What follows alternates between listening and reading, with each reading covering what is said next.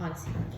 Bueno, entonces esta clase, que sería la primera del módulo 3, vamos a hablar un poco de formas farmacéuticas y un poco acerca de los medicamentos antes de que lleguen a la farmacia. ¿Bien? Primero vamos a refrescar algunos conceptos, ¿sí? Como por ejemplo el concepto de salud, ¿sí? La salud se define básicamente como la ausencia de una enfermedad, ¿sí? Simplemente así la podemos definir. Una enfermedad sería un estado o una alteración o una desviación del estado fisiológico en una o en varias partes del cuerpo por causas en general conocidas, ¿sí? Manifestada con signos y síntomas característicos de determinada enfermedad y cuya evolución es más o menos previsible, o sea, más o menos se sabe cómo va a evolucionar la enfermedad porque, bueno, ya es algo que está estudiado, ¿bien? La Organización Mundial de la Salud definió en 1946 qué es, ¿sí? La salud, ¿sí? Que es para la OMS estar sano.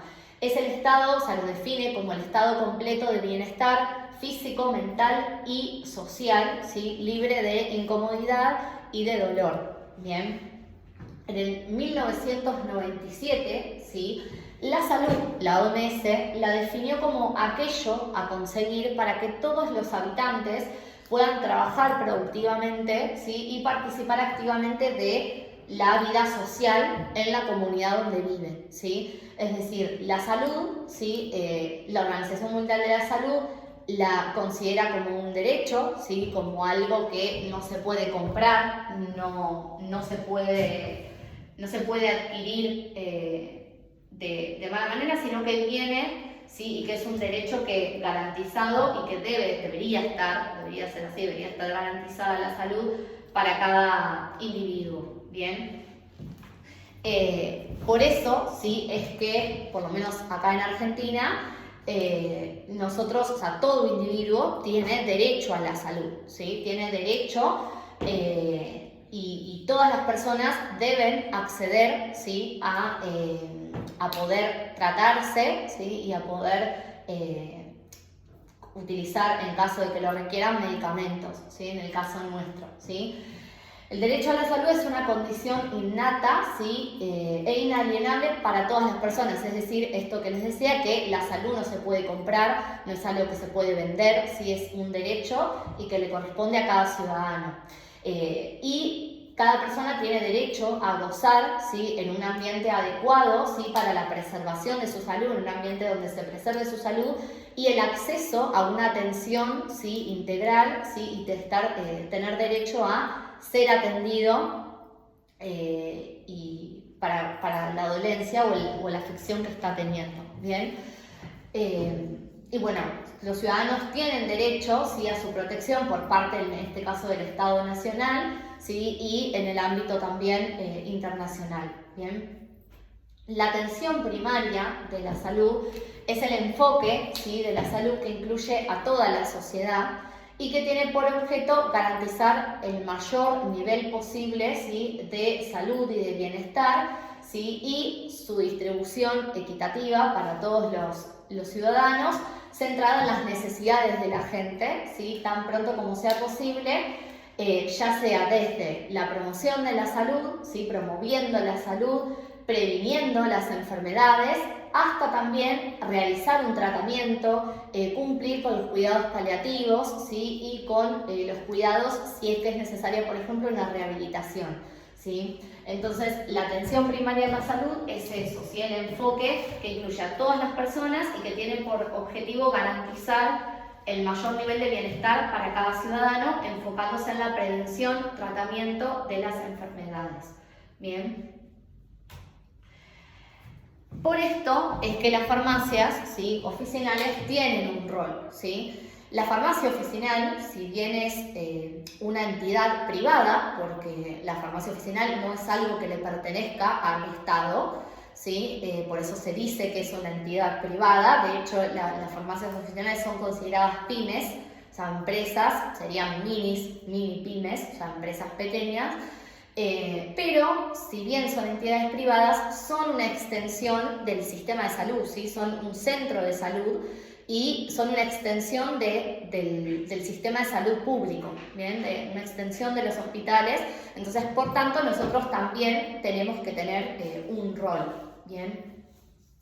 En cuanto a los medicamentos, no sé si lo sabían desde antes, por este motivo de que todos, cada ciudadano, por lo menos acá en la Argentina, tiene derecho a la salud y puede ir a atenderse en un hospital público, por ejemplo, si es que así lo necesita y lo desea.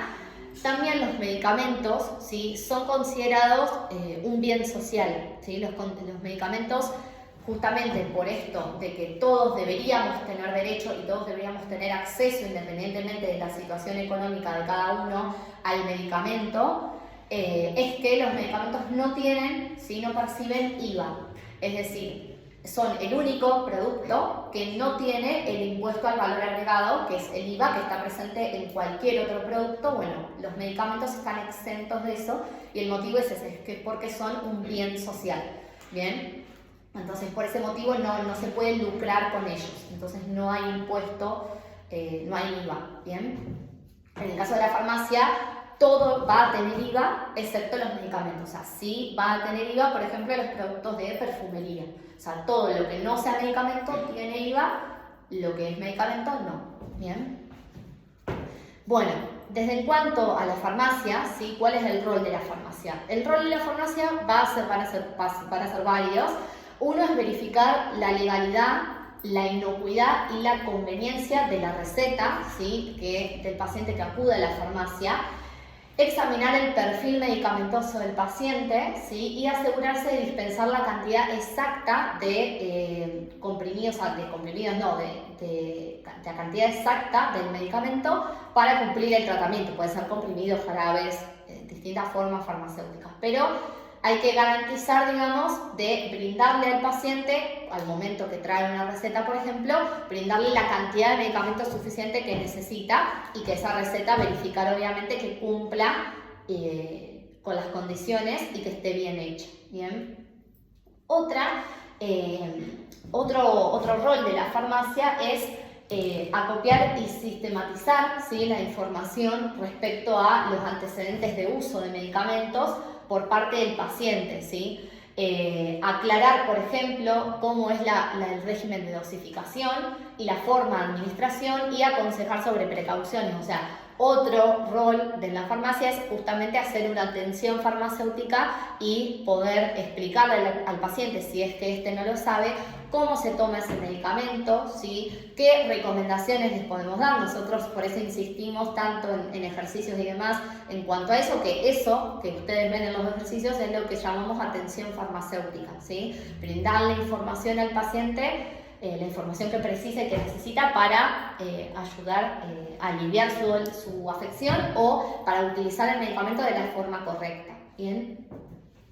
También el rol de la farmacia es participar en estudios, por ejemplo, para vigilar el uso de medicamentos y la aparición de efectos adversos. Por ejemplo, ¿sí?, esto hace referencia a la farmacovigilancia. ¿Se acuerdan que cuando nosotros vimos las etapas de ensayos clínicos por las que pasaba un medicamento, ¿sí?, había una cuarta etapa, que era la etapa post-comercialización, que hablaba de reportar efectos adversos que pueden llegar a aparecer una vez que se aprobó el medicamento y una vez que se lanzó al mercado y que no aparecieron antes en los estudios.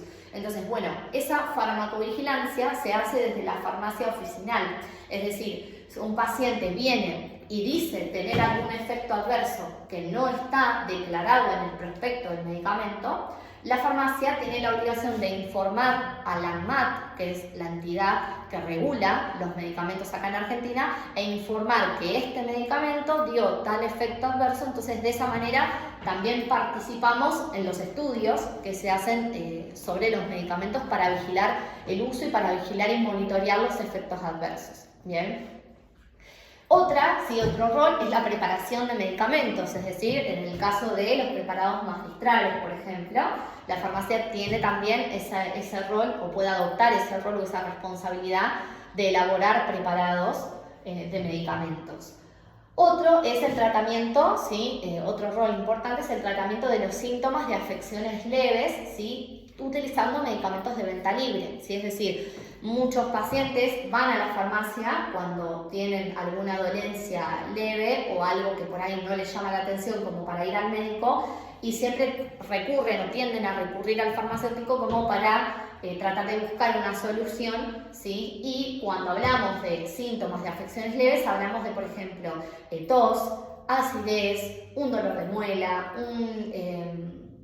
algún dolor de garganta también, o sea, siempre y cuando no usen antibióticos, afecciones leves, ¿sí? Que puedan ser curadas, algún dolor muscular, por ejemplo, que puedan ser curadas o tratadas con medicamentos de venta libre, ¿sí? Entonces, siempre y cuando pase eso, nosotros también podemos ayudar, ¿bien?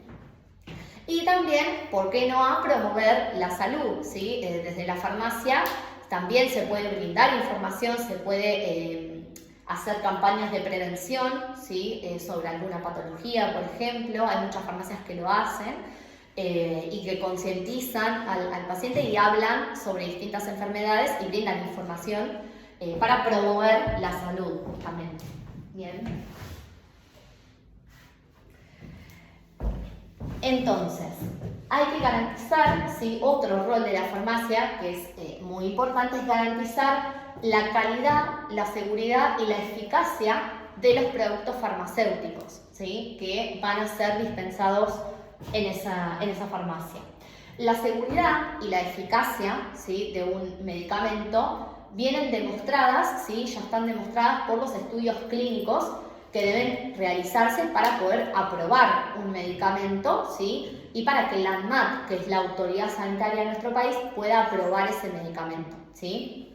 ¿Se acuerdan que cuando nosotros vimos en una de las primeras clases, allá por el módulo 1, hablamos de los ensayos clínicos que se realizan en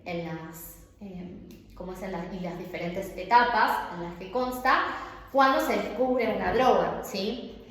¿Qué es lo que pasa? Cuando se descubre y salta, ¿sí? Al mercado un activo nuevo, se empieza a estudiar primero la droga, ¿sí? Ver si esa droga es efectiva para el uso, ¿sí? Para la finalidad terapéutica que yo le quiero dar, se investiga, ¿sí? la droga y luego si se corrobora y se realizaron ensayos para demostrar que esa droga me sirve y tiene el efecto terapéutico que busco, ya pasa a ser probada realizando los ensayos clínicos, ¿sí? Esos ensayos clínicos van a pasar por las diferentes etapas, ¿sí? Que incluyen, bueno, animales en un principio, luego se van a ir realizando con pacientes, aumentando su número hasta llegar a una cantidad considerable de pacientes y de personas en las cuales esa droga se prueba. Durante esos ensayos, ¿sí? Lo que se demuestra es si el medicamento es seguro, si el medicamento es eficaz y si sirve para la patología o para la afección que yo intento estudiar. Si se demuestran esas tres cosas y los estudios clínicos se aprueban, ya ahí corroboramos que esa droga es eficaz, que es segura, ¿sí? Y que va a poder ser utilizada. Entonces, el siguiente paso a proceder luego de la aprobación de estos estudios clínicos es empezar a elaborar y diseñar la forma farmacéutica, la vía de administración de esa droga y empezar a desarrollar y producir ese medicamento. ¿Bien?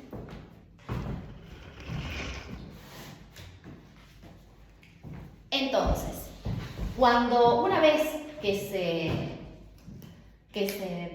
realizan estos ensayos de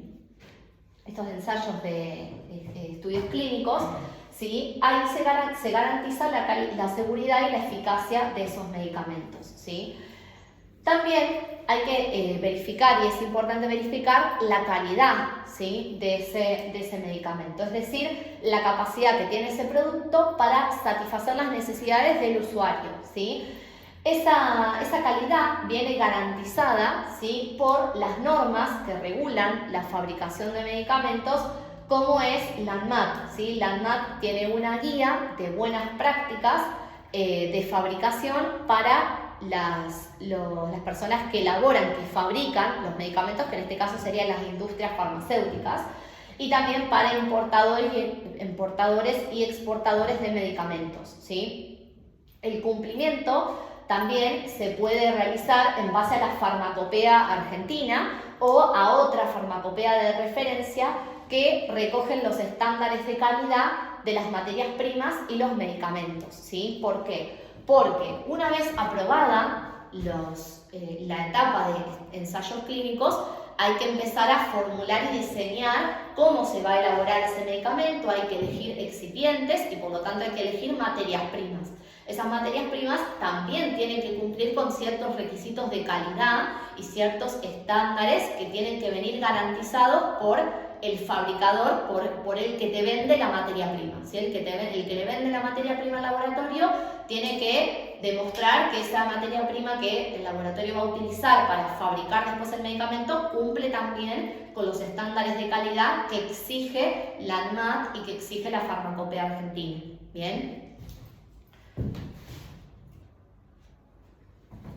Entonces, el sistema de calidad lo que tiene que asegurar es justamente esto que decíamos, que ningún medicamento se comercialice o se suministre sin que previamente una persona calificada, ¿sí?, y con conocimiento haya certificado que cada lote de fabricación que se produce fue controlado según los requisitos para su autorización y su comercialización, ¿sí? Y también el sistema de calidad tiene que asegurar que se adopten las medidas satisfactorias para almacenar, distribuir y manejar los medicamentos, ¿sí?, de forma que se mantenga la eficacia y la aplicación de ese sistema de calidad, ¿sí? Cuando habla de los lotes se refiere a lo siguiente. Cuando el laboratorio arranca a fabricar, ¿sí?, los medicamentos, las industrias farmacéuticas, por ejemplo, tienen, no sé si alguna vez yo les había comentado, por ejemplo, que hay farmacias que elaboran y hacen comprimidos con una máquina que se llama compresora. Bueno, esa compresora es la máquina que permite hacer los comprimidos. Bueno, en el caso de la industria, ¿sí?, las máquinas que utilizan preparan miles y miles de comprimidos por minuto. Son máquinas súper gigantes, ¿sí?, que preparan a gran escala muchísima cantidad de medicamentos.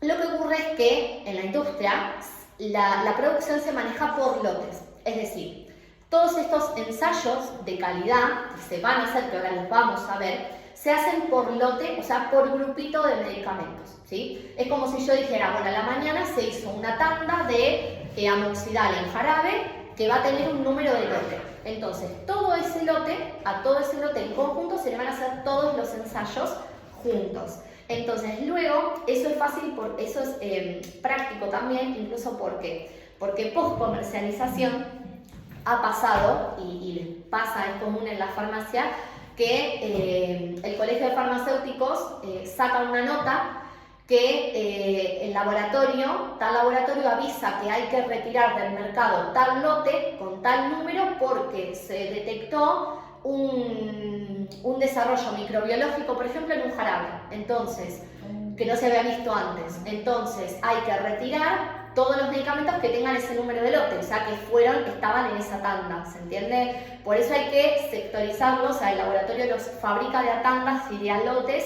para poder reubicarlos y hacerles todos los ensayos por grupito, digamos, ¿bien?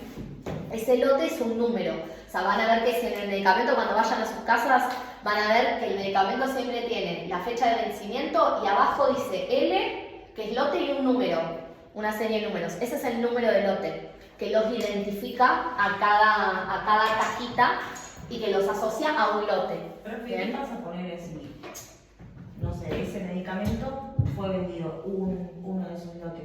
Y ahí estamos en problemas. Ese es el problema. Se notifica, obviamente que se trata de que eso no pase, obviamente, porque todo, o sea, en el laboratorio y en la industria farmacéutica hay muchísimos controles y hay muchas áreas de control y en algunas casi siempre se detecta, pero bueno, a veces ha pasado y hasta hace poco pasó que retiraran, creo que pasó con aguas oxigenadas, unos productos médicos que también retiraron del mercado tal lote, pero cada tanto pasa. Si es que pasa eso, eso no se puede controlar. Ya sí, si la persona se dispensó, digamos, ya no hay manera, pero sí todo lo que está en la farmacia, todos los lotes que correspondan a ese número, a esa tanda de medicamentos que se detectó una anomalía o algo, la farmacia los junta y los devuelve. Entonces esos sí no se dispensan. Pero sí, es verdad que una vez que ya pasó, no hay manera de identificarlos, porque no hay manera de saber qué lote se lleva cada paciente. Ahí no. Así que bueno, le hablo de los lotes como para que ubiquen esto de que siempre hay que certificar que cada lote que se fabrica cumpla con todos los ensayos de calidad que ahora les vamos a ver. ¿Bien? El sistema de calidad, ¿sí?, lo que tiene que asegurar es esto, que exista un procedimiento, ¿sí?, para autoinspecciones y auditorías de calidad que evalúe regularmente la eficacia y la aplicación de ese sistema de calidad. Es decir, esto parece medio un juego de palabras, pero esto quiere decir lo siguiente. Los ensayos de calidad que se hacen a cada lote que se fabrica de medicamentos también tienen que estar estandarizados y planificados previamente. Es decir, cada ensayo de calidad que ahora les vamos a ver está planeado previamente, está todo escrito y está súper estandarizado y controlado. Entonces es como que hay que controlar a su vez el sistema de calidad de todos los ensayos para que después salgan bien. ¿Bien? Es como un control de control. ¿Bien? Y bueno, justamente es lo que dice el sistema de calidad, tiene que estar definido y documentado, es decir, tiene que estar registrado, bueno, ensayo de esto, para corroborar esto, bueno, hay que hacer esto, hay que hacerlo de qué manera, o sea, todo detallado, todo el procedimiento tiene que estar estandarizado y bien detallado, ¿bien? Entonces, ¿cuáles son los atributos que se verifican durante un control de calidad? Luego de que se fabricó un lote, ¿sí?, cada lote es sometido, ¿sí?, en el área de control de calidad del laboratorio a estos ensayos que tenemos acá arriba, para corroborar justamente la calidad de ese medicamento, de ese producto que después va a salir a ser comercializado y va a salir al mercado. ¿Bien? ¿Cuáles son los atributos? Identidad, ¿sí?, que se trate del principio activo declarado, es decir, se hace un ensayo con muestras de ese lote para verificar que el activo es ese, ¿sí?, que no haya ningún error. Otro ensayo que se hace es de la valoración, es decir, que verificar que la cantidad de principio activo que hay sea la declarada. O sea, si por ejemplo yo estoy haciendo un lote de enalapril de 10 miligramos, yo tengo que verificar que en cada comprimido haya 10 miligramos de enalapril, ¿sí?, la cantidad declarada en el envase. Si dice 10, tiene que haber 10. ¿Bien? Otro ensayo es el ensayo de disolución, es decir, que este se aplica para, por ejemplo, los comprimidos, que es un ensayo que permite investigar o determinar el tiempo que tarda en ser disuelto, ¿sí?, el activo y que se absorbe, el tiempo que tarda en ser disuelto y por lo tanto el tiempo que va a tardar en absorberse según la vía de administración, por ejemplo, en la vía oral, ¿sí? Ese es otro ensayo que se utiliza, por ejemplo, para los comprimidos. Otro ensayo también importante hacer es el ensayo de uniformidad de las unidades de dosificación. ¿Eso qué quiere decir? Verificar que no haya diferencias significativas, ¿sí?, entre las unidades. Por ejemplo, si yo hablo de unos comprimidos, que en cada unidad de comprimido no haya diferencias significativas, ¿sí?, entre ellos. Por ejemplo, que no haya un comprimido que haya salido más finito que el otro, más chiquito, o que un comprimido esté roto, o por ejemplo que la cantidad de activo que contiene cada comprimido sea igual, ¿sí?, que no sea significativamente diferente, que no difiera. Bien. Otro ensayo que se realiza es la presencia o para detectar impurezas, ¿sí?, si hay impurezas en ese medicamento, y algunos ensayos para determinar las condiciones de envasado y las condiciones de conservación. Bien, o sea, esos ensayos permiten determinar qué tipo de envase se va a utilizar para el medicamento. por ejemplo, ¿se acuerdan que nosotros habíamos hablado que hay medicamentos que son sensibles a la luz? Hay activos que se degradan con la luz. Bueno, entonces, por ejemplo, estos ensayos de condiciones de almacenamiento y conservación nos van a permitir determinar, bueno, qué frasco, si es un jarabe, qué frasco tengo que usar. Tengo que usar un frasco color caramelo, tengo que usar un frasco común, puedo usar uno de vidrio, o si son comprimidos, si tengo que usar un blister que nos proteja de la luz, o un blister común, ¿sí? Por ejemplo, no sé si alguno ha tomado el Optamox Duo, por ejemplo, los comprimidos, ¿vieron que viene un blister de aluminio? Sí. Bueno, ese blister de aluminio se utiliza para activos que son sensibles a la luz. Entonces, ese aluminio protege, ¿sí?, al comprimido, ¿sí?, al medicamento de la luz. Entonces, ese tipo de blisters, sí, son un poquito más duros. Sí. Es por el tratamiento que se les hace para confeccionar la máquina. Todo eso imaginen que se hace todo con máquinas. Todo ese envasado es con máquinas también. Entonces, bueno, estos ensayos permiten definir eso. Bueno, qué envase tengo que usar en función al activo que tengo, a las propiedades.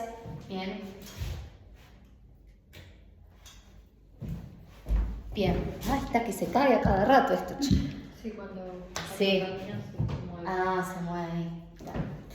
Bueno, entonces, el sistema de calidad no solo va a controlar el producto final, sino que también controla todo el proceso también de producción, ¿sí? Entonces, esto que les decía, tienen que existir para cada etapa procedimientos claros y que estén escritos para cada actividad que se va a realizar. El personal tiene que estar capacitado para hacer cada actividad. Se deben cumplir las condiciones de limpieza, ¿sí? Las materias primas deben adquirirse a proveedores que estén habilitados para ello, ¿sí?, para vender materias primas, y estas materias primas, como les decía recién, tienen que cumplir con ciertos requisitos de calidad. Yo no puedo usar cualquier materia prima así como viene, sin garantizar que esté en buen estado, que haya sido correctamente almacenada. Bien. Se debe corroborar la correcta instalación y funcionamiento de todos los equipos que se van a usar, ¿sí?, de todas las máquinas, y de existir un sistema de retiro del mercado, ¿sí?, debe existir un sistema de retiro del mercado en el caso de que se detecte una falla luego de la liberación de un lote, que era lo que yo les decía.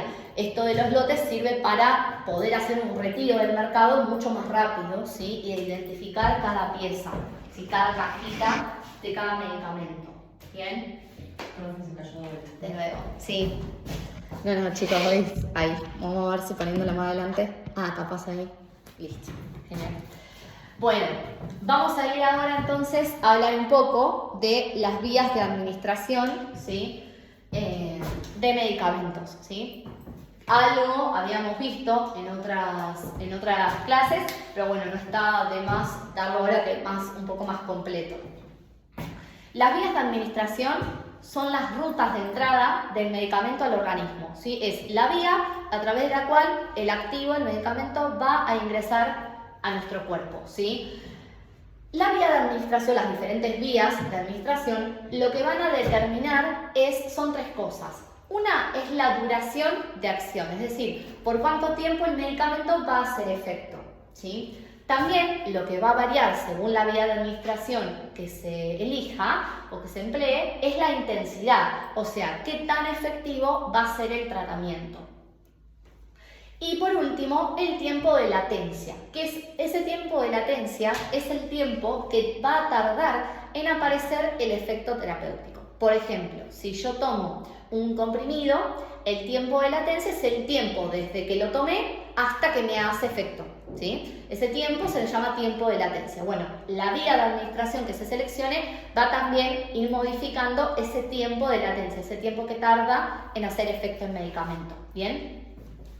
Existen diferentes vías de administración, ¿sí?, como por ejemplo puede ser la vía oral, súper utilizada, vía sublingual, vía inhalatoria, vía rectal, vía parenteral, ¿sí?, que la vía parenteral hace referencia a la administración intravenosa, ¿sí?, directamente en la vena, intramuscular en el músculo o subcutánea en la capa inferior de la piel. También existe la vía de administración tópica, ¿sí?, por ejemplo las cremas, Vía oftálmica, ¿sí? Aplicación en los ojos, vaginal, ¿sí? Por ejemplo los óvulos vaginales, ótica en los oídos y vía de administración nasal. Bien, esas son la mayoría, en realidad todas, las posibles vías de administración, ¿sí? Vamos a hablar acerca de la vía oral, ¿sí? Se define, ¿sí? Hay un concepto que yo lo he nombrado en otras clases, que es la ventana terapéutica, ¿sí? La ventana terapéutica se define como el rango, ¿sí? De concentración efectiva mínima y la concentración tóxica mínima, es decir, la concentración efectiva mínima va a ser la concentración de principio activo presente en la sangre, a partir de la cual yo voy a empezar a ver el efecto terapéutico, ¿sí? Mientras que la concentración tóxica mínima es la concentración del principio activo en sangre, a partir de la cual yo voy a empezar a ver efectos adversos, ¿sí? Efectos adversos, no, efectos tóxicos. Bien, entonces ese rango nos permite definir cuál va a ser el rango terapéutico, ¿sí? Cuál va a ser el rango de dosis, ¿sí? Del medicamento que pueden ser utilizadas y que me garantizan que no van a aparecer efectos tóxicos. ¿Bien? ¿Esto se entendió? ¿Sí? Bien. La vía oral, ¿sí? Es la vía más utilizada y comúnmente la más frecuente. ¿Por qué? Porque es una vía de administración que es cómoda, ¿sí? E indolora y es la menos invasiva, ¿sí? De todas las vías de administración que existen, es por ahí la más cómoda para el paciente. Es segura también, pero ¿por qué? Porque la absorción, ¿sí? Como se produce lentamente, ¿sí? Porque el medicamento tiene que pasar por todo el tracto gastrointestinal y eso hace que su absorción sea o transcurra y tarde más tiempo, eso hace que sea menos probable superar la concentración tóxica mínima. Es decir, con una vía oral, ¿sí? Es más segura, por ejemplo, que una administración intravenosa.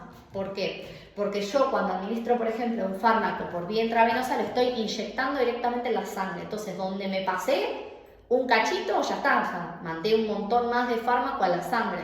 En cambio, una vía de administración oral, como su absorción es mucho más lenta, es más difícil llegar a una concentración tóxica del activo, ¿sí? Comparado, por ejemplo, a una vía de administración intravenosa donde yo directamente vuelco el activo a la sangre, ¿sí?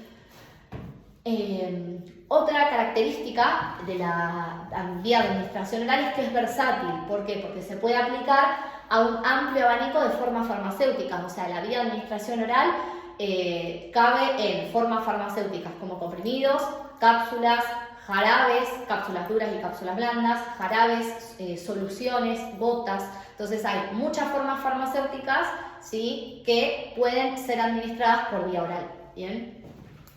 Otra cosa importante es que no requiere asistencia profesional, o sea, no requiere la utilización, o sea, el acompañamiento de un médico o de alguien que te aplique o te ayude en la toma. Es barata porque no necesita muchas exigencias higiénicas, incluso hasta de costo y de producción. Los costos de producción, por ejemplo, son mucho menores a, por ejemplo, hacer un inyectable. Para un laboratorio, un inyectable sale mucho más que elaborar un comprimido. Entonces, eso hace que también para el paciente se vea reflejado en el precio. Entonces, por ahí algo que es inyectable va a ser mucho más caro que un comprimido, por ejemplo. ¿Bien? Y también es de fácil observación, ¿sí? Del plan posológico y de las dosis y la frecuencia, es decir, es muy fácil o le es mucho más fácil al paciente adherirse al tratamiento por su comodidad y bueno, acordarse de la posología, de cuántas veces lo tiene que tomar, cada tanto tiempo. Bien. Ahora, si bien la vía oral es cómoda y tiene muchas ventajas, también tiene algunas limitaciones. Por ejemplo, ¿sí? Que en algunos estados patológicos no se puede utilizar esta vía de administración, por ejemplo, en pacientes que tienen dificultad para tragar. Entonces, en ese tipo de pacientes, o por ejemplo, un paciente que está inconsciente, hospitalizado y que no está consciente, tampoco le podés dar comprimido. Entonces, bueno, tiene ciertas limitaciones. Otra limitación es que algunos medicamentos pueden irritar la mucosa gástrica, pueden irritar el estómago o el intestino al tragarse. Otra característica,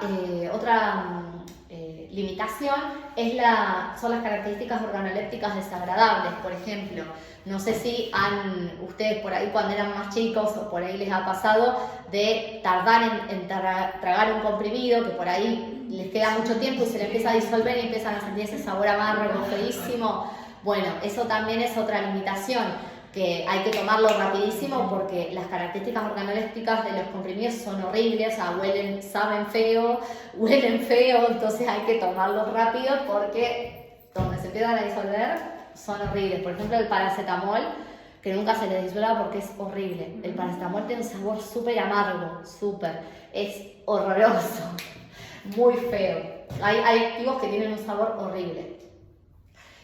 Otra limitación es la lentitud para alcanzar la circulación sistémica, es decir, desde que tomo un comprimido puede tardar más o menos desde 30 minutos hasta 1 hora, dependiendo la forma farmacéutica y si se administra con agua o con alimentos. ¿Bien? Y otra limitación es que algunos fármacos tienen mala absorción, es decir, hay algunos medicamentos, algunas drogas que no se absorben bien en el estómago, entonces tampoco son útiles para uso oral. ¿Bien? Y otra limitación importante es que puede ser que parte del principio activo se pierda por degradarse, ¿sí? Por degradación en el tracto gastrointestinal y por metabolismo en el hígado, ¿sí? Esto ocurre, ahora ya les explico por qué. ¿Cuáles son las formas farmacéuticas para vía oral? Nosotros hablábamos que una de las formas farmacéuticas son los comprimidos, pero existen diferentes tipos de comprimidos, ¿sí? Nosotros podemos identificar 3. Uno son los comprimidos convencionales, que son los más utilizados porque son fáciles de transportar, ¿sí? Son fáciles de dosificar y suelen estar recubiertos y tratan de, en lo mayor posible en los laboratorios, de enmascarar las características organolépticas como para que no sean tan feos. Sus limitaciones sí son justamente en que en algunos casos hay dificultad para tragar y en muchos casos también esto puede producir la irritación de la mucosa gastrointestinal. Pero además de estos comprimidos convencionales, existen comprimidos de liberación retardada. Se llaman así, comprimidos de liberación retardada. Estos comprimidos son un caso particular, ¿sí? De comprimidos en el cual el activo se libera una vez que llega al intestino, ¿sí? ¿Se acuerdan que cuando nosotros vimos los pasos, ¿sí? O lo que pasaba cuando uno tomaba un comprimido común? Vimos que el primer paso era la liberación, en donde el activo, cuando llega el comprimido al estómago, se disgrega, se rompe y se libera el activo en el estómago. Bueno, en estos comprimidos de liberación retardada, esa liberación del activo no ocurre en el estómago, sino que ocurre después, en el intestino. Eso se hace por un motivo en particular, no es porque sí, sino que se hace, por ejemplo, cuando hay activos que se degradan con el ácido del estómago, ¿sí?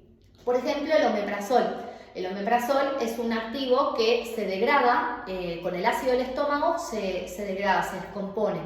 Entonces, las cápsulas o comprimidos que se formulan son de liberación retardada, es decir, el omeprazol se va a liberar una vez que llegó al intestino, no se libera en el estómago. En el estómago pasa inalterado, pasa el comprimido así y se empieza a disgregar y a liberarse el activo en el intestino recién. ¿Bien? Bien. Otro tipo de comprimidos son los comprimidos de liberación prolongada, ¿sí? Estos comprimidos de liberación prolongada son comprimidos capaces de liberar el principio activo, pero de manera sostenida en el tiempo, es decir, no lo libera todo de una, sino que va liberando el activo conforme pasan las horas, ¿sí? De liberación retardada, ¿sí? Por eso tiene, o liberación, no liberación retardada, sino de liberación prolongada, ¿sí? Por eso tiene ese nombre. Entonces, de esa forma, justamente se prolonga, ¿sí? El tiempo en el cual se va liberando el activo, ¿sí? Esto ayuda, ¿sí? Esto es bueno porque los comprimidos que son formulados de esta manera ayudan a reducir la cantidad necesaria de tomas en el día, ¿sí? Si yo tengo un comprimido que es de liberación prolongada, va a ir liberando el activo por varias horas, entonces va a ser menos frecuente la toma de ese comprimido, ¿sí? Se extiende. Bien, entonces es útil para disminuir la cantidad necesaria de tomas en el día. Por ejemplo, los comprimidos de liberación prolongada que se usan mucho son ¿vieron las metforminas? La metformina, bueno, la metformina se hace mucho, la marca DDI, que es la más común, todas igual, hacen comprimidos de liberación prolongada por este motivo, para ayudar a mantener, por ejemplo, en este caso, la glucemia constante por más cantidad de horas y reducir las tomas y que el paciente no tenga que estar tomando una pastilla cada 2 horas, cada 5 o 4 horas, que le dure mucho más el efecto, ¿bien? Eso por eso les puse ahí la fotito de la DDI, que es una de las marcas de metformina, que bueno, vienen estos comprimidos de liberación prolongada.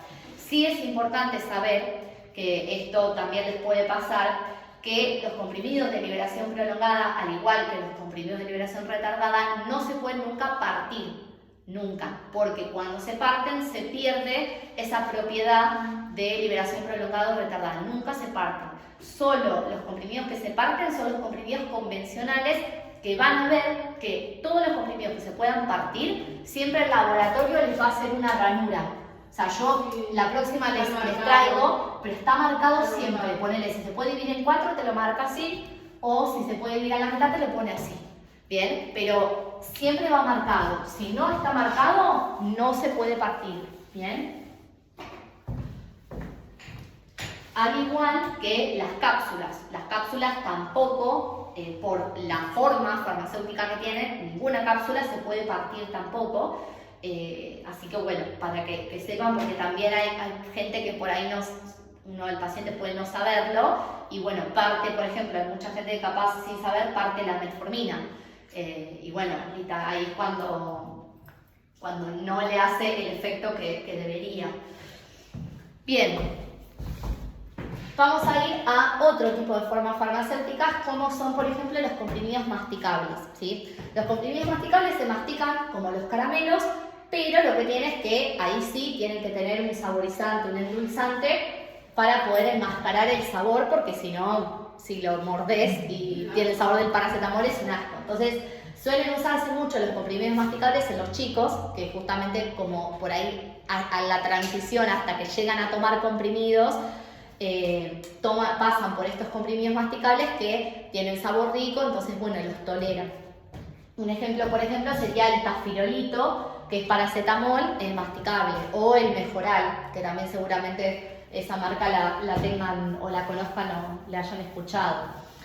Otros comprimidos que se utilizan son los comprimidos efervescentes, ¿sí? Otro tipo de comprimidos que son los que se disuelven en un vaso de agua y luego se toman, ¿sí? Por ejemplo, este es el Acemuc, que es acetilcisteína, que es un fluidificador, se usa como fluidificador de mocos, o sea, para el flema. Bueno, ese viene en comprimidos efervescentes. Los comprimidos efervescentes son comprimidos así, son pastillas, pero que se ponen en un vaso de agua, burbujean porque se libera dióxido de carbono y se van disolviendo. Una vez que se disuelven, vos te tomás todo el vaso, ¿bien? Otra forma farmacéutica aplicada también a la vía oral son las soluciones, ya sea por ejemplo jarabes o gotas, que permiten una fácil dosificación, también muy útil en niños o en personas también que no pueden deglutir, también por ahí se prefieren este tipo de jarabes o soluciones que son más fáciles para tragar. También lo que tiene de bueno es que permiten modificar mucho más el sabor. ¿Sí? A todo lo que son jarabes o soluciones también se les pone mucho edulcorante, endulzante, en algún enmascarador de sabor, como para para sobre todo pensando en los chicos, también todo lo que sea jarabe, por ejemplo ibuprofeno, paracetamol, se trata de agregarle siempre algún sabor, tutti frutti, banana, cereza, ¿sí? Como para enmascarar el sabor. Bien, ahí yo les puse por ejemplo el ibupirac. Bien, otra forma farmacéutica son las cápsulas, ¿sí? Existen dos tipos de cápsulas, ¿sí? Que son, unas son las cápsulas blandas y otras son las cápsulas duras, ¿sí? Las cápsulas duras lo que tienen es que contienen al principio activo sólido en su interior. Yo les iba a traer porque tenía en casa de las dos y me olvidé cuando vine, pero bueno, la cápsula dura son esas cápsulas, por ejemplo, un ejemplo de este tipo de cápsulas es el omeprazol, por ejemplo. La cápsula tiene esta forma, ¿no? Y en la cápsula, en el caso de la dura, son dos partes, acá está dividido. Lo que se hace es encastrar, si las cápsulas se compran, son duritas, como bien dice su nombre, son de gelatina en realidad.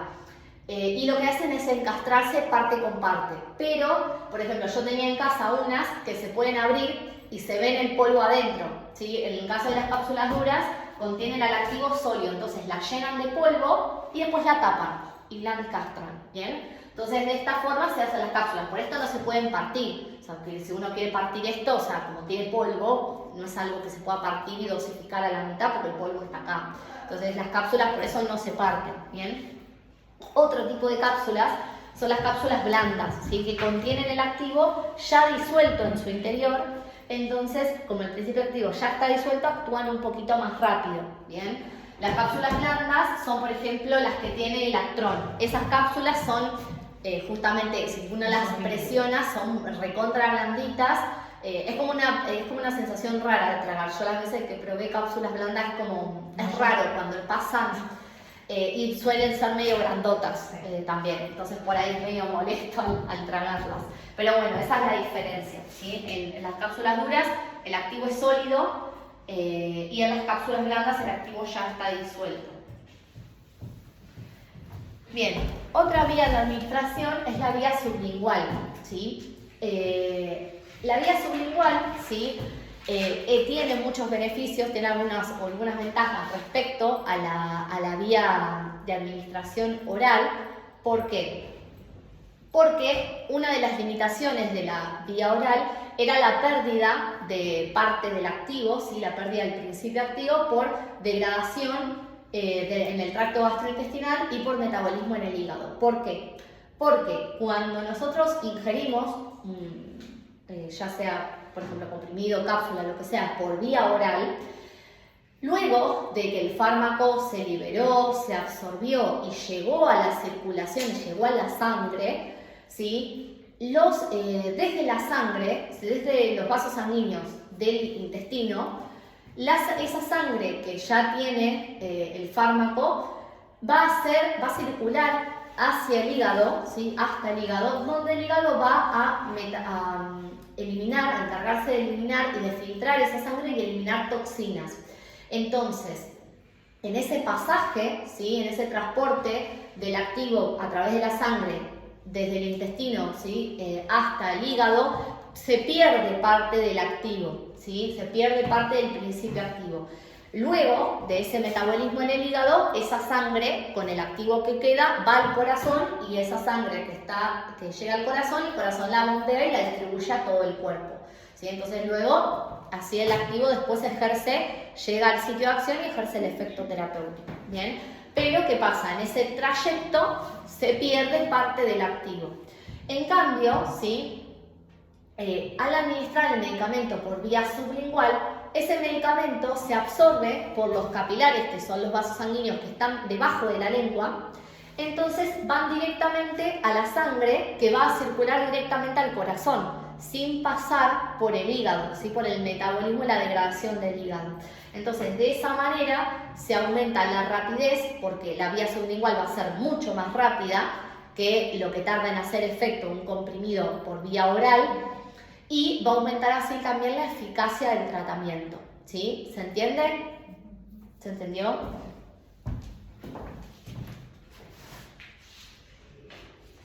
Bien, acá por ejemplo tenemos algunos ejemplos de comprimidos que son sublinguales, por ejemplo el Reliberan, que es metoclopramida, que se usa para las náuseas.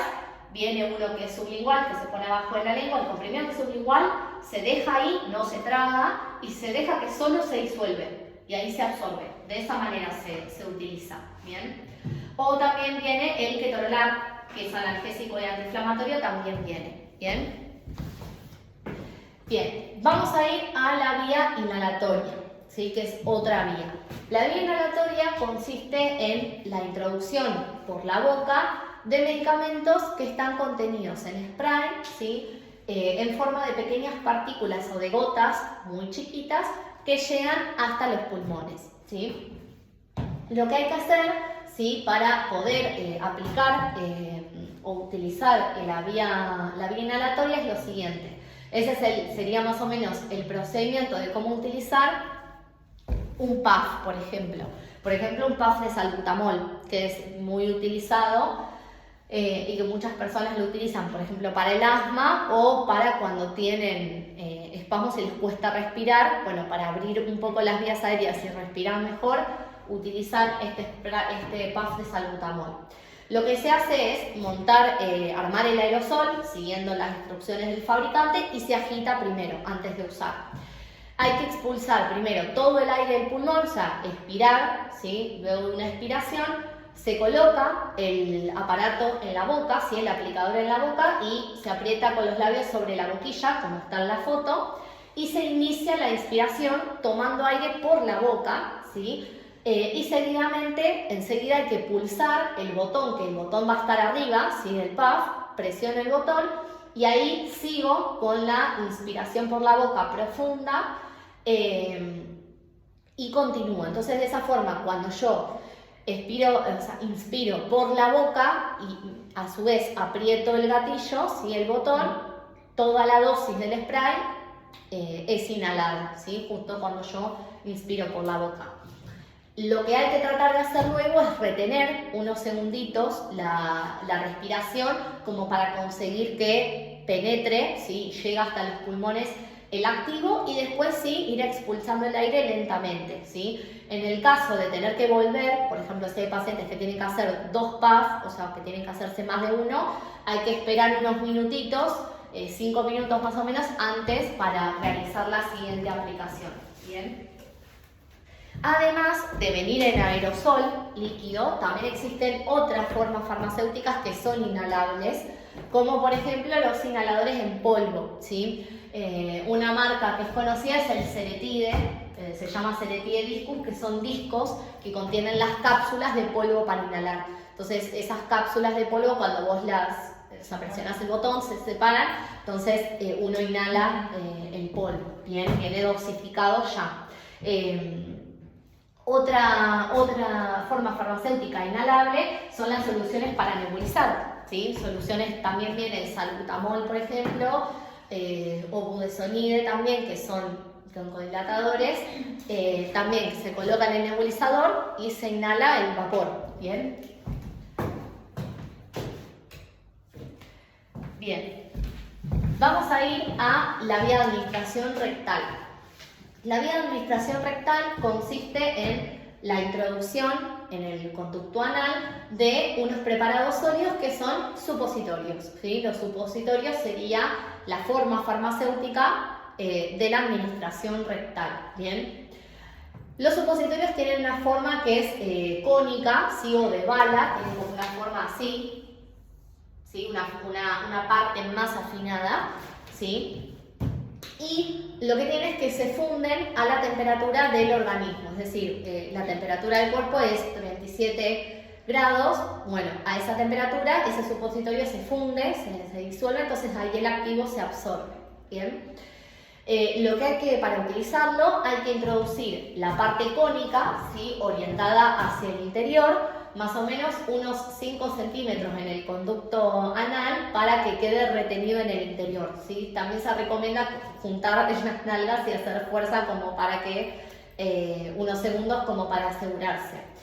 Si el supositorio puede ser que esté blando, se recomienda, si está blando, ponerlo en la heladera un segundito para que se endurezca y hay que tratar de evitar las deposiciones cuando se utiliza esta vía de administración. Hay que tratar de no ir al baño por lo menos 20 minutos como para asegurarse de que el activo ya se absorbió, porque al ir al baño se puede expulsar el supositorio.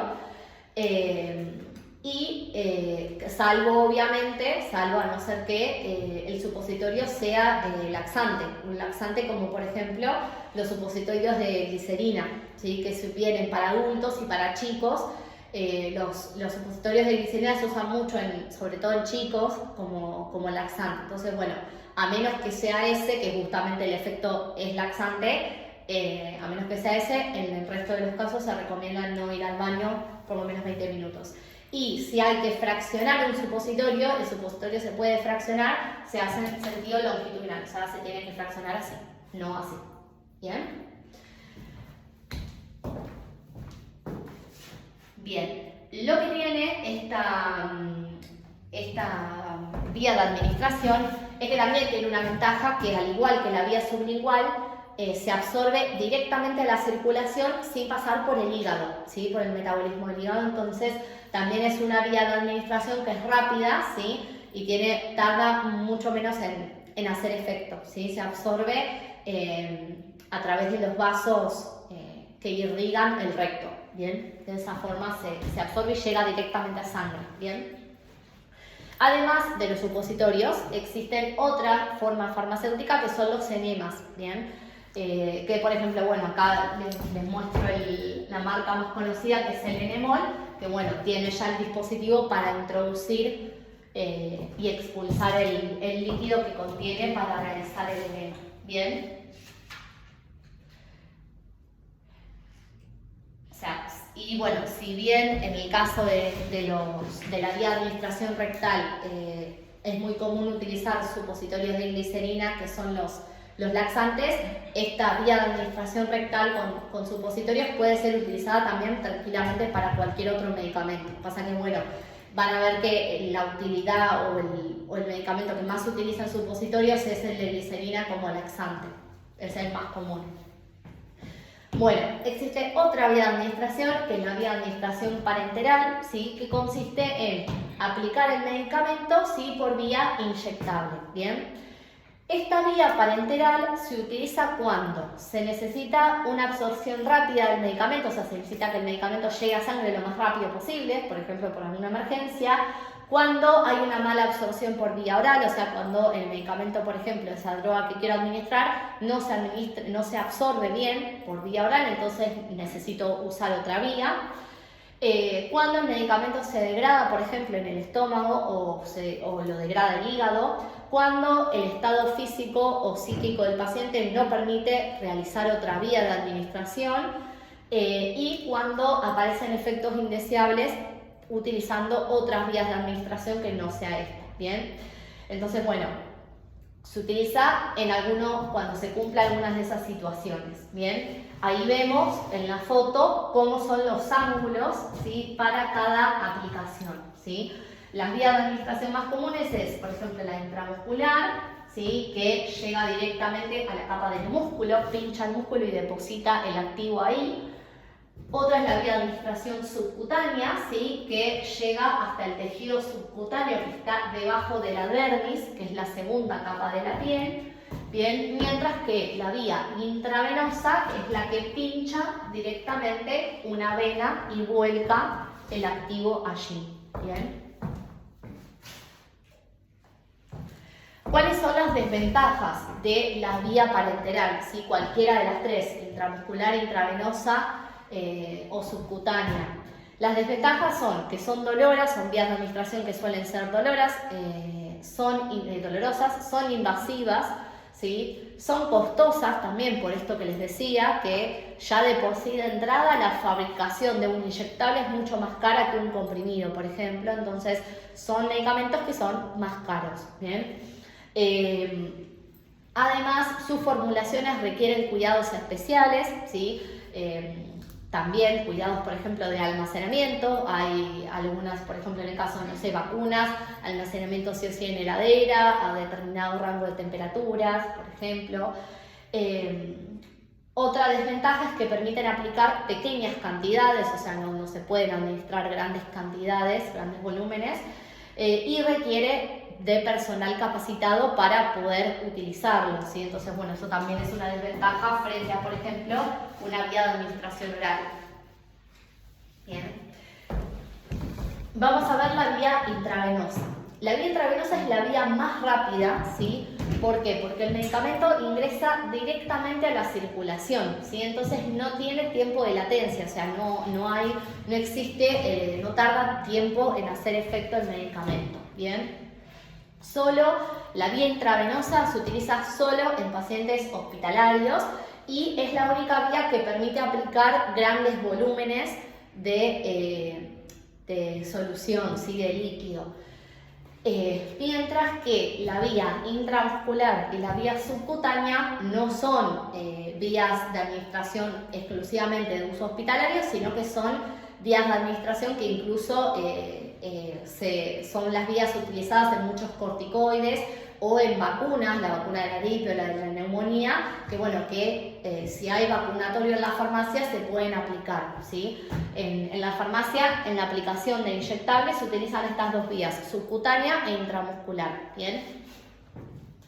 Bien, pueden aplicarse, como mismo digo, fuera de un hospital.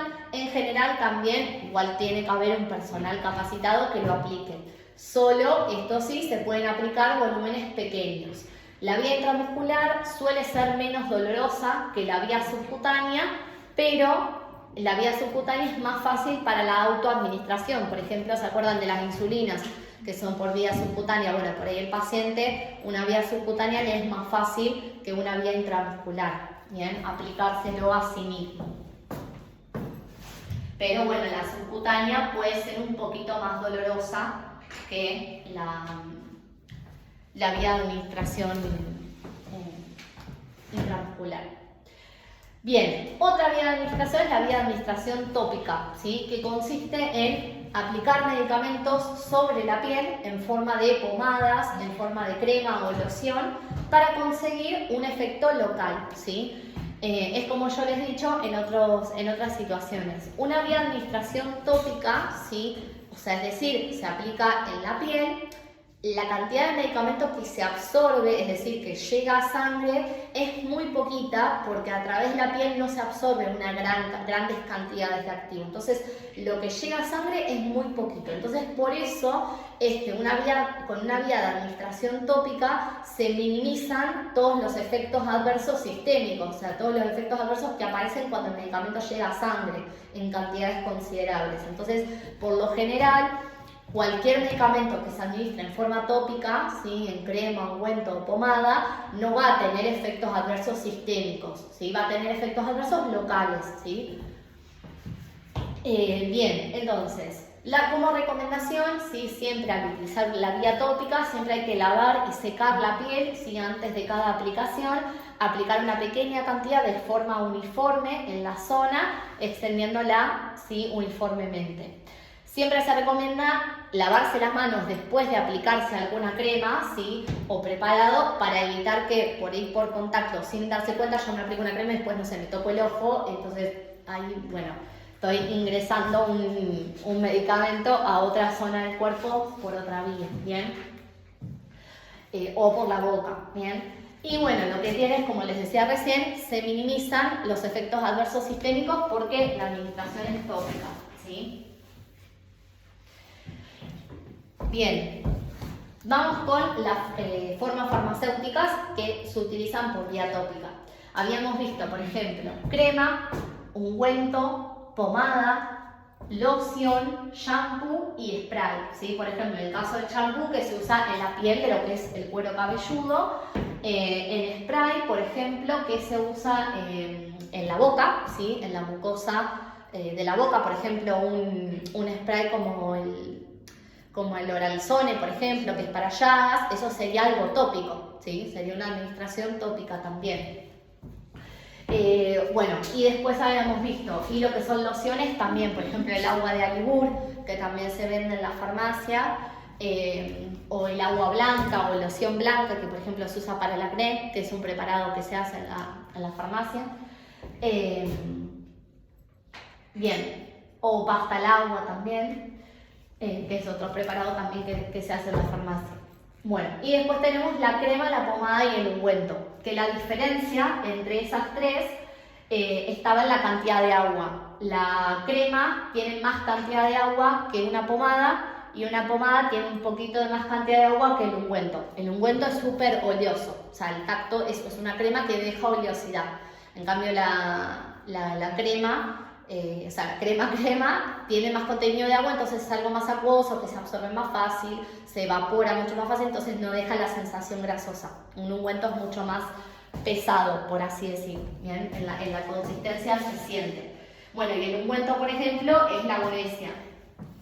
Que bueno, eso también aprovecho que en el parcial que me acordé, también como para aclarar que eso me había olvidado y esto me hizo acordar, preguntaba los tratamientos para la onicomicosis. En el tratamiento para la onicomicosis había dos formas. Había cremas, no se pueden utilizar cremas, o se pueden utilizar comprimidos.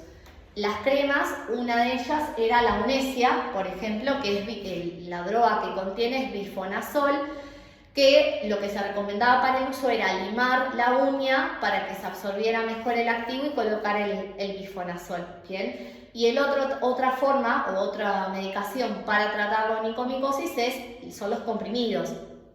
En el caso de la onicomicosis se usaba mucho terminafina en comprimidos, que bueno, también, o sea, esa era la respuesta. Las dos opciones eran comprimidos de terminafina o crema, que puede ser bifonazol, o la terminafina misma también viene en crema, ¿sí? Viene en crema y en comprimidos. Bien, bien, aclarado eso que me acordé ahora y se me hizo bien. Vamos a ir a la vía de administración oftálmica. La vía de administración oftálmica consiste en la aplicación directa sobre el ojo de preparados oftálmicos o bien de gotas, colirios o bien ungüentos, ¿sí?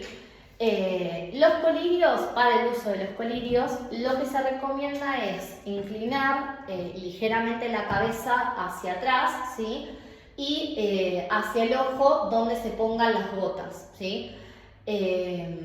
Bajar ligeramente el párpado inferior, o sea, hacer así, y aplicar las gotas en la cavidad que se forma, ¿sí? Entre el ojo, que se lo llama saco conjuntival. O sea, se baja así, bueno, esa abertura, esa hendidura que queda, así que se ve al bajar el párpado inferior, se lo llama saco conjuntival. Allí es donde se deben colocar las gotas oftálmicas, ¿sí? Una vez administrado el colirio, las gotas, se recomienda parpadear como para que con el mismo parpadeo se vaya distribuyendo las gotas en todo el ojo, bien por todo el ojo, ¿bien? Esa es la forma de utilizar los colirios, ¿bien? Por otro lado, también tenemos los ungüentos oftálmicos, que son, justamente, ya tienen como una textura de gel, ¿sí? Como más parecido a una crema.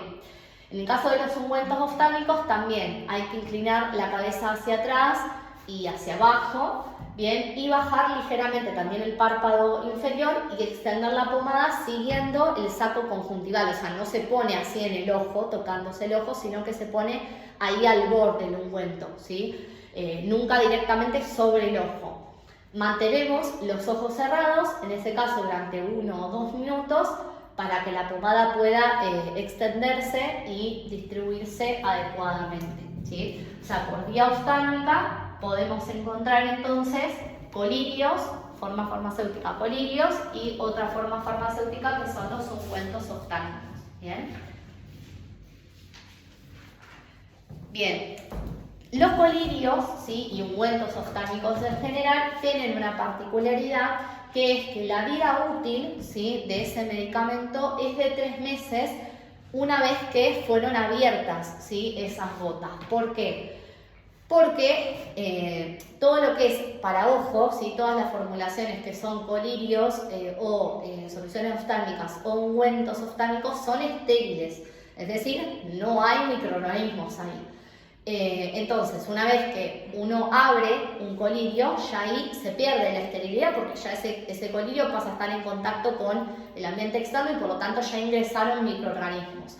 Entonces, si bien en la formulación, a la hora de elaborar soluciones oftálmicas o ungüentos oftálmicos, se pone un conservante porque se le ponen conservantes para evitar el desarrollo microbianos, el desarrollo de los microorganismos, se pone siempre alguna sustancia que los mata como para evitar que esto ocurra, pero bueno, si bien se ponen esos componentes, la esterilidad se pierde, entonces no se recomienda utilizarlo por más de 3 meses, aunque la fecha de vencimiento sea a un valor posterior, ¿sí? Aunque la fecha de vencimiento diga 1 año, desde que uno lo abrió se recomienda utilizarlo 3 meses y luego de ahí descartarlo, ¿bien?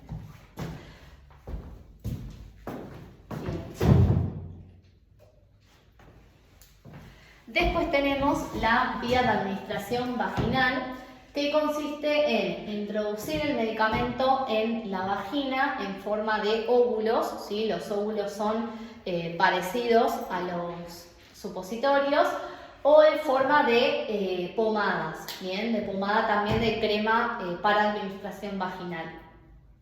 En este caso lo que se recomienda, bueno, es tumbarse y separar las piernas e introducir el medicamento en la vejiga tan profundamente como sea posible, y en algunos casos se puede utilizar algún aparato aplicador. Por ejemplo, para las cremas vaginales viene con un aplicador para que sea más fácil poder utilizarlo. Y bueno, y en este caso, si viene el aplicador, bueno, viene también detalladas las instrucciones del fabricante. Bueno, lo que sí se recomienda también, sobre todo para los óvulos vaginales, es continuar en esa posición tumbada con las caderas un poco levantadas durante más o menos unos 5 minutos después de la administración, ¿bien? Por ejemplo, acá tenemos las marcas, viene por ejemplo el Empecid Gino, que viene formulado con crema para tratar la micosis vaginal, o sea la candidiasis, vieron que lo habíamos visto. O por ejemplo la marca Lomecan, ¿sí? Que vienen los óvulos de 3 días, los óvulos de 1 día, y después viene la crema vaginal también, que viene con un aplicador para poder utilizarla más fácilmente, ¿bien? Los óvulos, claro, no sé si alguna vez les surgió la duda, vieron que viene de 3 días y de 1 día. Son lo mismo en realidad porque tienen el óvulo de 3 días contiene clotrimazol, pero la dosis está repartida en 3 óvulos, mientras que en el Lomecan, en el óvulo de 1 día, toda la dosis de los 3 óvulos está toda junta, o sea, está en un solo óvulo. Digamos, es lo mismo, simplemente se hace así por una cuestión de practicidad, porque bueno, por ahí como es un método o una vía de administración que quizá no es del todo cómoda, por ahí para algunas mujeres o muchas están acostumbradas, si es una vez mejor porque le resulta más cómodo al paciente, se hace solo por eso. Y bueno, después tenemos también estriol en óvulos, que el estriol es un estrógeno que se utiliza también, lo usan mucho las mujeres que están en la menopausia o premenopáusicas también, para tratar ciertos tipos, por ejemplo, cuando hay sequedad, por ejemplo, o vaginal, bueno, se utilizan este tipo de óvulos o de cremas, que también viene con un aplicador. Después tenemos la vía óptica, ¿sí? Que la vía óptica consiste en la aplicación sobre el conducto auditivo de preparados líquidos que se llaman gotas ópticas, ¿sí? Las gotas ópticas, para poder utilizarlas, lo que se hace es calentar el frasco, ¿sí? Primero a la temperatura corporal más o menos. Lo que se hace es manteniéndolo 1 minuto entre las manos, usualmente por ahí como que se agita como para darle un poco de calor. Luego lo que se hace es reclinar la cabeza, ¿sí? Estirar la oreja, o sea, estirarla hacia arriba y hacia atrás para que el medicamento pueda llegar a las zonas más internas. Colocarse el cuentagotas, ¿sí? En la oreja, procurando no tocarla, también para evitar y ayudar a reducir la contaminación, no andar tocando, digamos, el oído. Dejar caer las gotas, lavo las gotas de manera que resbalen por las paredes del conducto auditivo, ¿bien? Y se recomienda también para que llegue y pueda penetrar bien, mantener esa posición durante algunos minutos como para que asegurarse de que las gotas hayan entrado realmente, ¿bien? Bueno, las marcas vienen, por ejemplo, unas gotas, son las gotas óticas, por ejemplo, para tratar la otitis. Por ejemplo, el Siriax Otic, que viene con ciprofloxacina e hidrocortisona, que es un antibiótico, y un corticoide que se usa mucho para otitis. Esa asociación, bueno, vienen gotas óticas, también a veces trae lidocaína, que es un anestésico local, entonces también ayuda como a calmar un poco el dolor, que lo que tiene el dolor de otitis es que es muy agudo y muy intenso, entonces nunca para. Y tenemos por último la vía de administración nasal, ¿sí? Que consiste en la introducción por los agujeros, por las fosas nasales, de preparados líquidos en forma de gotas o pulverizado mediante un nebulizador, también se puede utilizar, ¿bien? Lo que se recomienda es sentarse y tirar la cabeza hacia atrás, ¿sí? Hay que introducir el cuentagotas o la punta del nebulizador, ¿sí? En uno de los dos agujeros o de los dos de ser necesario, y sin inspirar, o sea, sin hacer una inspiración, apretar la pera del cuentagotas para instaurar el número exacto de gotas o presionar el nebulizador solo una vez y de forma rápida. Por ejemplo, este tipo de aplicadores, ¿sí? Como tiene en la foto, ¿vieron donde tiene los dos dedos? Bueno, eso es como si fuera una palanca. Entonces la persona lo aplica, aprieta, ¿sí? Va hacia abajo, presiona hacia abajo y una vez que presiona se dispara la dosis, la dosis está cuantificada, digamos, una cantidad determinada de gotas, ¿sí? En la fosa nasal, ¿bien? Y bueno, y en el caso del nebulizador hay que presionar el nebulizador una vez de forma rápida como para que inyecte, digamos, el vapor de una dosis, digamos, de un fotón. Luego, bueno, repetir obviamente el procedimiento en el otro agujero, manteniendo la cabeza inclinada hacia atrás durante algunos minutos para evitar que el producto sea inspirado por los pulmones. También hay que tener cuidado con eso para evitar que, bueno, que el líquido vaya a los pulmones, ¿bien?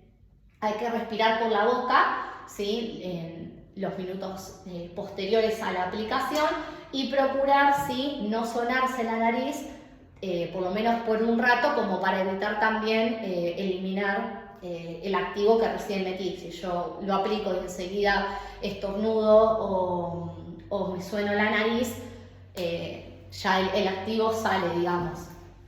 También lo que viene, que también se venden un montón en la farmacia, son las gotas nasales de nafasolina, que la nafasolina, ¿se acuerdan que es un descongestivo que se usaba en colirio para los ojos, para aliviar el enrojecimiento de los ojos, y también en gotas nasales se utiliza para la congestión nasal? Bueno, esas se venden muchísimo y bueno, en ese caso, ese aplicador es un gotero, que lo que se hace es, se realiza el mismo procedimiento de sentarse y tirar la cabeza hacia atrás y aplicar, digamos, de a gota, ¿sí? Un par de gotas de forma rápida y mantener de esa manera, obviamente procurando evitar que el producto sea inspirado por los pulmones, ¿bien? Bueno, y por ejemplo, en las farmacias van a ver que casi todas, si el día que trabajen, hacen preparados magistrales de esas gotas nasales de nafasolina, que encima se venden muchísimo. Y bueno, también vienen, se compran los envases, que son muy parecidos a esos que son con frasco gotero. Entonces nada, se vende de a 20 mililitros, 30, y con eso es suficiente. Lo que tiene es que la gente se vuelve como súper adicta y claro, y trata de comprarse y llevarse también muchas de estas. Una vez me acuerdo que vendí de las gotas nasales de la fasolina que hacía en una de las farmacias que trabajé, no en esta, vendí medio litro. Tipo, cayó con el frasco, ¿me das medio litro?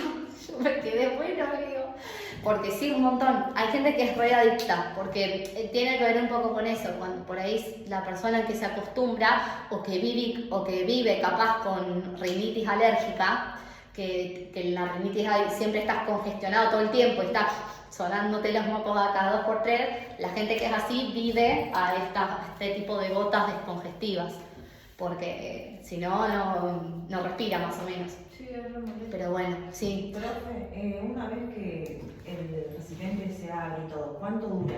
¿Es lo mismo que las gotitas, nada que ver, los colirios nada que ver?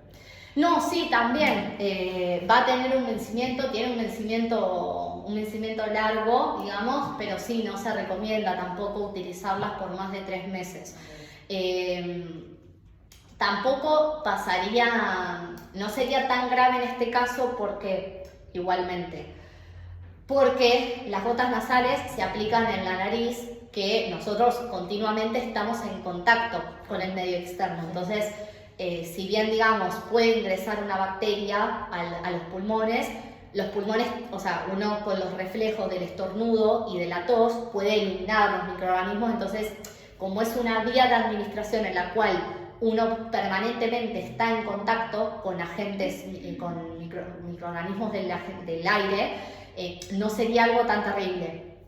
Sí, en el caso de los ojos, ¿por qué? Porque si bien uno cuando abre el ojo está en contacto con el aire, porque el aire que pasa, bueno, ahí hay microorganismos, pero cuando uno cierra el párpado, ahí se produce un lavaje, o sea, esta función de abrir y cerrar los ojos es un mecanismo del cuerpo de protección y de lavaje del ojo, de lavado del ojo, para eliminar todos esos microorganismos.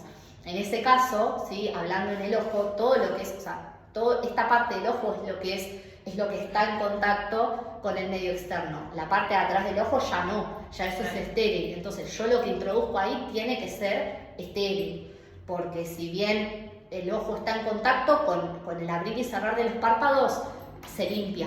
Entonces es importante ahí sí que en una vía ocular lleguen gotas estériles, sino lo más estéril posible. Se le ponen agentes antibacterianos, se le ponen excipientes, que uno de ellos se llama conservantes, que lo que hacen es impedir el desarrollo microbiológico en las gotas, pero eso no asegura la esterilidad. Es algo que ayuda a mantener el preparado y que no se descomponga, pero no asegura que... Está bueno igual saberlo por las dudas. Sí, obvio que está bueno saberlo, porque sí es algo útil que uno por ahí no sabe. No, es que por ahí mucha gente no sabe. Igual en el mismo envase dice muchas veces, o aclara en el costadito, que una vez abierto, consumir siempre antes de utilizarlo hasta tanta cantidad de días. En los colirios en algunos dice, creo que legalmente igual tienen que notificarlo, pero por ahí, viste, uno no lo lee. Claro. Sin saber, viste, bueno, tira la caja y usa el colirio como si nada, y por ahí no sabe que bueno, que hay que tener estas precauciones. Así que bueno, ¿qué pasó con esto?